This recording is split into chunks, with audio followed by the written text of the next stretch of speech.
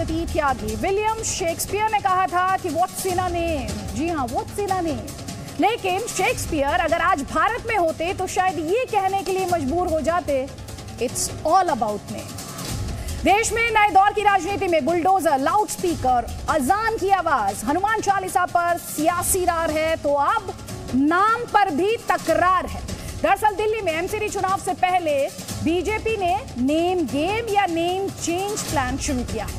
खबर यह है कि बीजेपी दिल्ली में 40 जगहों के नाम बदलने का प्रस्ताव केजरीवाल सरकार को भेजने जा रही है। और इसी से जुड़ा हुआ हमारा आज का पोल क्वेश्चन है कि क्या मुस्लिम इलाकों के नाम बदलना एक पॉलिटिकल स्टंट है, एक सियासी स्टंट है? एक बार फिर से बता देते हैं, मुस्लिम इलाकों के नाम बदलना क्या सियासी स्टंट है? आपकी राय जो भी हो, हाँ या ना, znews.com/वोट के माध्यम से आप अपनी राय हम तक पहुंचाइए। और जल्दी से हम आपको रिपोर्ट दिखाते हैं जो कि इस सवाल का आधार है। कई खास मेहमान हमारे साथ हैं, बहस की शुरुआत करेंगे, लेकिन उससे पहले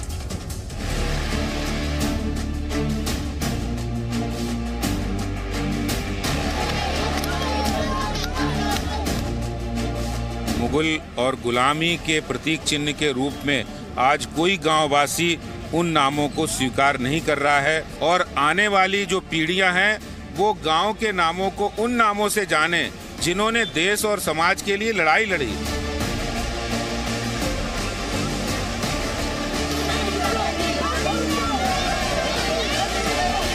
जिन मुद्दों पर तवज्जो देनी चाहिए उनसे तवज्जो हटाने के लिए, अटेंशन हटाने के लिए वो इस तरीके का काम करते हैं, लेकिन इससे एमसीडी का चुनाव दिल्ली के अंदर जीता नहीं जा सकता।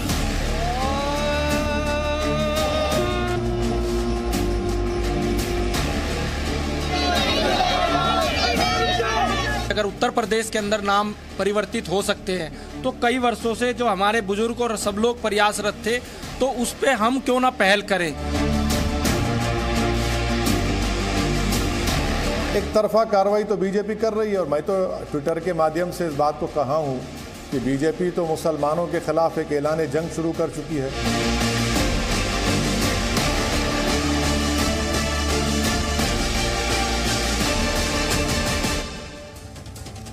तो हमारी इस रिपोर्ट को देखने के बाद ये तो आप समझ गए होंगे कि बुलडोजर के बाद दिल्ली में भी बीजेपी के नामकरण संस्कार की गूंज तेज हो रही है। दिल्ली सरकार की मंजूरी से पहले ही दिल्ली बीजेपी के अध्यक्ष आदेश गुप्ता आज पहुंचे मोहम्मदपुर गांव और गांव की सीमा पर माधवपुरम गांव की होर्डिंग लगा दी गई। बीजेपी का कहना है, देखिए ये वो होर्डिंग है जो लगाई गई है, साथ ही बीजेपी का कहना है कि जिन 40 गांवों के नाम वो बदलवाना चाहती है, दरअसल वो गुलामी के प्रतीक हैं, वो नाम गुलामी के प्रतीक हैं। और केजरीवाल सरकार को मोहम्मदपुर गांव का नाम बदलने का प्रस्ताव 4 महीने पहले ही भेज दिया गया था, लेकिन तुष्टीकरण की राजनीति की वजह से केजरीवाल सरकार फाइल दबाकर बैठी रही। वहीं दूसरी तरफ कांग्रेस पार्टी ये कह रही है कि दरअसल बीजेपी ध्यान भटकाने के लिए सारे हथकंडे अपना रही है, लेकिन इस रास्ते एमसीडी चुनाव में उसे जीत नहीं मिलेगी, ये कांग्रेस पार्टी का कहना है। और इसीलिए ताल ठोक के हम ये सवाल पूछेंगे कि अजान, हनुमान और अब क्या नाम पर होगा सियासी घमासान है। तो दूसरा सवाल ये भी उठता है, क्योंकि हमने अभी चुनावों की बात की, तो चुनाव है क्या इसीलिए नाम में बदलाव है? नामकरण संस्कार से क्या बीजेपी को जीत मिल पाएगी? क्योंकि इसकी टाइमिंग को लेकर लगातार सवाल उठ रहे हैं।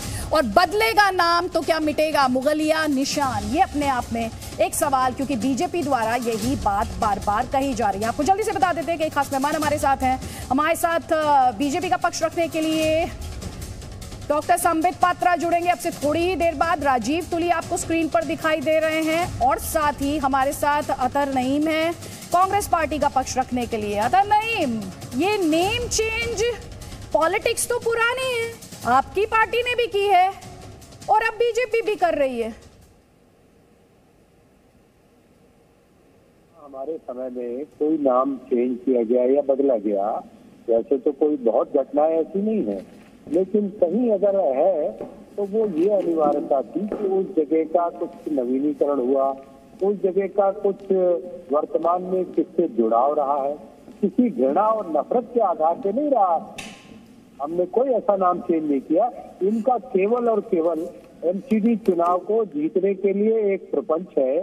जो ये ना पूछे कि इतने वर्ष से आप एमसीडी में काबिज हैं और आपने काम क्या किया, मुद्दा बदल जाए तो हो सकता हाँ, है। आपने तो चंदे ठीक बात है, आपने तो एक फैमिली का महिमा मंडन किया। आप पर तो ये आरोप लगते रहे कि आपने तो एक परिवार का महिमा मंडन किया।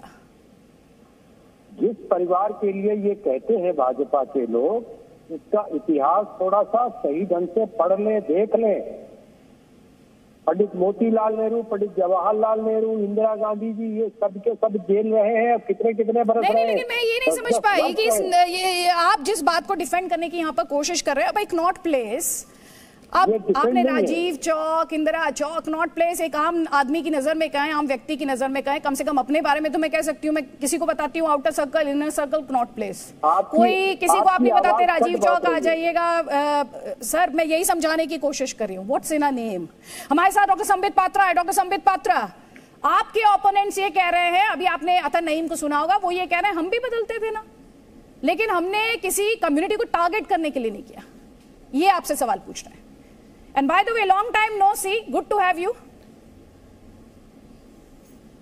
अदिति जी नमस्कार, धन्यवाद। अदिति जी, बहुत समय से मैं बाहर था, तो आज मैं जुड़ा हूं, तो एक बहुत महत्वपूर्ण विषय पे जुड़ा हूं। अदिति जी, दो विषय पे मुख्यतः दिल्ली में आज चर्चा चल रही है कि कोई सर्वे चल रहा है, बुलडोजर इत्यादि चलने वाला है क्या, अवैध निर्माण कहां कहां है। तो आज हमने साउथ दिल्ली के मेयर को भी सुना और कई अधिकारियों को भी सुना, न्यूज़ में भी ये फ्लैश हो रहा है कि कुछ स्थानों पर जो अवैध निर्माण बांग्लादेशियों और रोहिंग्यास का है, उनको लेकर के कुछ इस प्रकार के सर्वे चल रहे हैं कि क्या उनके द्वारा कोई कॉलोनी बसाई गई है अवैध रूप से, क्या उसके ऊपर बुलडोजर चलना चाहिए, क्या वो उस अतिक्रमण को हटाना चाहिए। ये तो बिल्कुल एक विषय है। आप याद करिए 3-4 दिन पहले जब जहांगीरपुरी का कांड हुआ था, उस समय यह सवाल पूछा जा रहा था बीजेपी से, और आम आदमी पार्टी पूछ रही थी कि ये बांग्लादेशियों को, ये रोहिंग्यान को तो बीजेपी वाले लाके बसाए हैं। आज जब वहां पर अवैध उनके निर्माणों के ऊपर उस अतिक्रमण को हटाने की बात हो रही है, तो ये आम आदमी पार्टी के लोग किस बात की प्रदर्शन कर रहे हैं। और जहां तक कांग्रेस पार्टी का सवाल है, देखिए अदिति जी, बुरा मत मानिएगा, यहां जो सज्जन बैठे हैं कांग्रेस पार्टी से, उम्रदराज है, अच्छे व्यक्ति हैं, मगर आज कांग्रेस पार्टी कहीं नहीं है। आज कांग्रेस पार्टी अपने नाम के लिए तरस रही है कि हम कांग्रेस हैं। किस प्रकार से कौन आए, प्रशांत किशोर आए और हमें बचाए, प्रशांत किशोर भी नहीं आ रहा है, इसलिए उनके साथ तू तू मैं करने का कोई लाभ नहीं है। जहां तक 40 गांवों के नाम बदलने का विषय है, मोहम्मदपुर एक गांव है, मोहम्मदपुर के गांव के नाम को बदलने का प्रस्ताव एमसीडी ने रखा है। यह प्रस्ताव दिल्ली सरकार के पास भेजा गया है। दिल्ली सरकार अभी उस प्रस्ताव के ऊपर बैठी हुई है, आलती पालती मारकर, उन्होंने किसी प्रकार का निर्णय नहीं सुनाया है। ठीक उसी प्रकार 40 ऐसे गांव हैं जिनके पुराने नाम कुछ और थे और बाद में नाम कुछ और हुए हैं। तो स्वाभाविक रूप से इस पर एक लोकतांत्रिक देश में अगर लोकतांत्रिक रूप से चर्चा होती है, कोई मारपिटाई नहीं हो रही है, अगर मोहम्मदपुर को माधवपुरम गांव किया गया है, पुराने नाम को लाया गया है और उस पर चर्चा हो रही है, तो इसमें क्या बुराई है? इसमें मुझे कोई बुराई नजर नहीं आती। जब ये लोग कनॉट प्लेस को बदल करके राजीव गांधी चौक कर देते थे, जब ये लोग आगे पीछे ऊपर नीचे जहां आप देखेंगे, पीछे इंदिरा गांधी तो आगे जवाहरलाल नेहरू, दाएं में संजय गांधी, तो इस तरह आप बाकी गांधी परिवार के नाम पाएंगे। हर जगह इन्हीं का वर्चस्व है। आज अगर माधवपुरम कर रहे हैं तो इसमें कौन सी गलत बात है? डॉक्टर पात्रा, आपने कहा कि इस पर चर्चा हो रही है तो दिक्कत नहीं होनी चाहिए, लेकिन क्योंकि इसकी टाइमिंग इंपॉर्टेंट है इसलिए ये सवाल उठ रहा है। वारिस पठान भी हमारे साथ है, वारिस पठान, डॉक्टर पात्रा कह रहे हैं कि अगर चर्चा हो रही है तो उसमें तकलीफ क्या है, दिक्कत क्या है, परेशानी क्या है? चर्चा होनी चाहिए, लोकतांत्रिक देश है। कि लोकतंत्र का तो लोग रोज कत्ल कर रहे हैं, संविधान की तो लोग धज्जियां उड़ा रहे हैं। और अब देखिए अदिति जी, कितनी चालाकी के साथ भाजपा पूरे देश का माइंड भटका रही है। आज सबको पता है कि देश के अंदर सबसे बड़ी तकलीफ वो पेट्रोल डीजल गैस के बढ़ते हुए दामों की है, बेरोजगारी की है। लोग सवाल कर रहे थे कि कब भाव कम होगा पेट्रोल का, डीजल का, गैस का। इन लोगों ने पूरा ध्यान भटका दिया देश का उस ओर से। युवा सवाल कर रहा था कि संबित पात्रा जी हमको जवाब का नौकरी कब मिलेगी, उसका जब आपने ध्यान भटका दिया। मैं एक सवाल और पूछना चाहूंगा, क्या गाँवों के नाम चेंज करने से, जगहों के नाम चेंज करने से पेट्रोल डीजल गैस का भाव कम हो जाएगा? क्या नाम चेंज करने से जो बेरोजगार युवा देश भर में घूम रहा है, क्या उसको रोजगार मिल जाएगा? नहीं मिलेगा। तो नाम चेंज करना सिर्फ एक बहाना है, देश का ध्यान असल मुद्दों से भटकाना है। अब अगर मैं सवाल करूंगा कि बताओ पेट्रोल डीजल गैस के भाव कब कम होंगे, तो ये लोग मुझे लेके जाएंगे पीछे, जहांगीरपुरी में ये हुआ या ये हुआ। सवाल का जवाब नहीं देंगे, अनएम्प्लॉयमेंट के ऊपर लोग सवाल का मेरे जवाब नहीं देंगे। आपने सवाल पूछा, जवाब दीजिए। डॉक्टर पात्रा।